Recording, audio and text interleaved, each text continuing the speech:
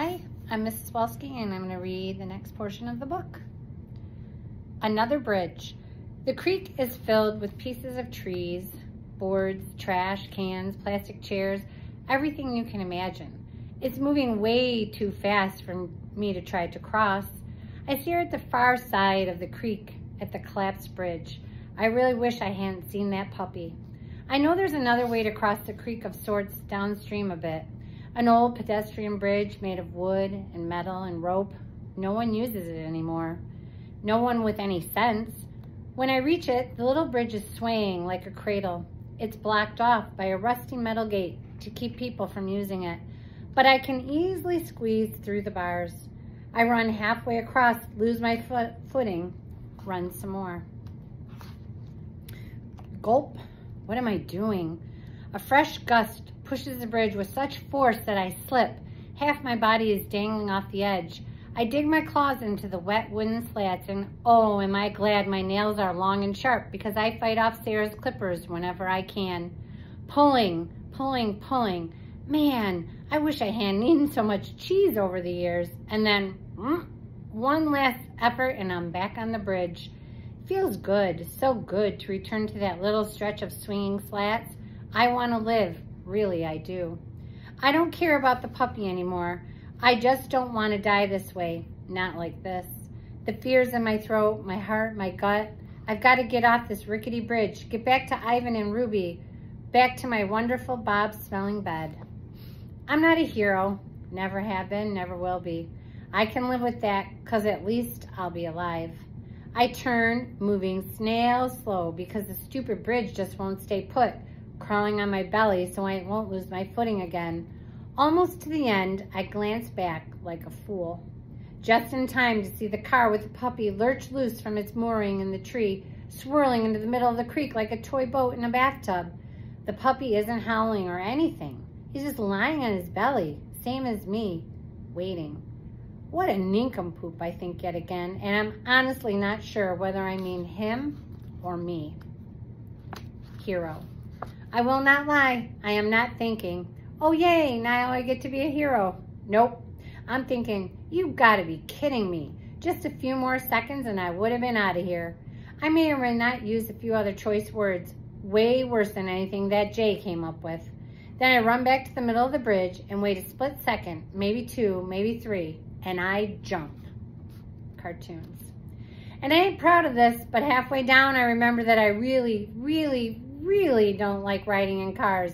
I'm sort of dog paddling the air, thinking I can slow things down, maybe even in reverse direction, like Wile E. Coyote in those old cartoons. Cartoons are ridiculous for a reason. Not a movie. So in a movie, I'd land all graceful and tough and grab that little guy, but this isn't a movie. I kind of land on top of him, legs splayed like a bug on a windshield. Not enough to smush him, but definitely enough to annoy him. The car spins, dips, rights itself. Hey, hi, I say, I'm your Uncle Bob. If you're my uncle, why are you trying to kill me, he asks. Pup has a mouth on him for being so tiny. I'm saving you, dude. I grab his scruff with my teeth. Ouch, he says.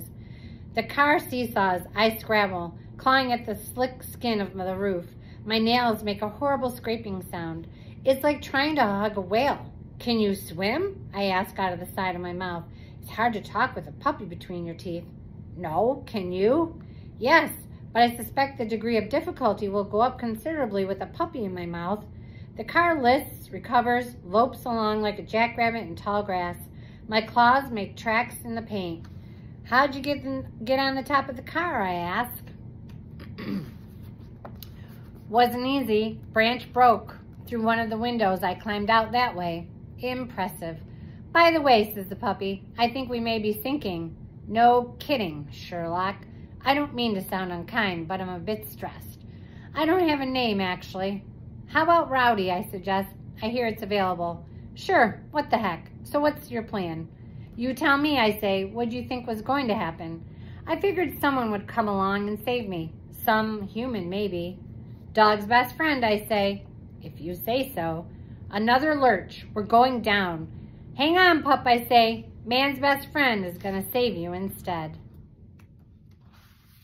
Do not let go. The water's cold, so cold it burns. I paddle frantically. Nothing happens. It's like pawing air.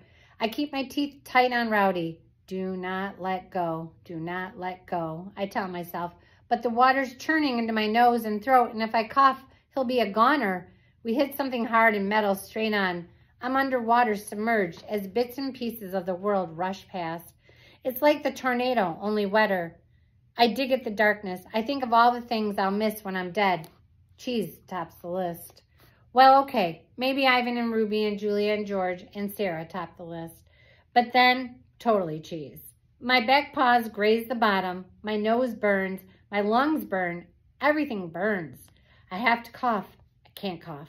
Mustering all my strength, I struggle to the surface for a moment, fighting the water with my paws. Rowdy is dead weight in my mouth. I hit bottom again, and this time I use it like a springboard, lurching toward the edge of the water, toward solid land, toward grass and dirt and trees and bushes, and a whoosh of fur and pain. Oh man, the pain. Someone grabbing my paw, losing it. Teeth, sharp, sharp teeth. The smell, even with my messed up nose, of wildness and danger. Something grabs my scruff, yanks, pulls me to safety. Back to the world. Back from the brink. Kimu again. Kimu has me. He drops me to the mud. His teeth smell of blood. My blood. I drop Rowdy. My teeth smell of blood too.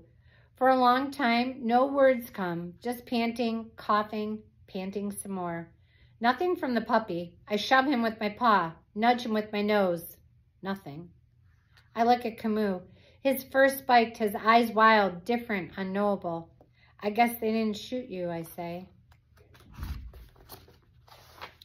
They tried, he says, eyes on the puppy. Thank you for... I trail off. He glances at me. Didn't do it for you. A pause. Did it for me.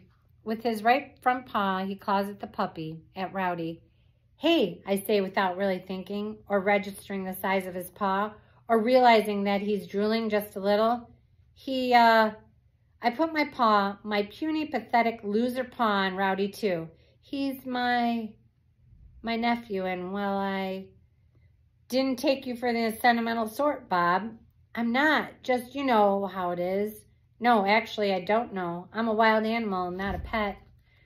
Still, I clear my throat and remind myself that rolling over and peeing myself is not an acceptable option. Still and all, he's scrawny, might even be dead, who knows. You got better breakfast at the park. I recognize all too well the look he gives me. The look of sadness and loss and anger. The look of someone who will never forgive the world. He's running with the puppy dangling from his jaws before I even know what's happened.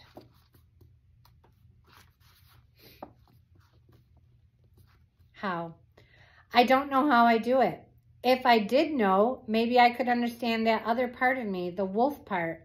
I run faster than I've ever run. I growl louder than I've ever growled. I grab Kimu's throat. I clamp down. I do not let go. Gone. He can kill me. With a sidelong glance and a half-hearted bite, he can kill me. I know that. But he doesn't. He drops the puppy. He shakes me off and pulls free.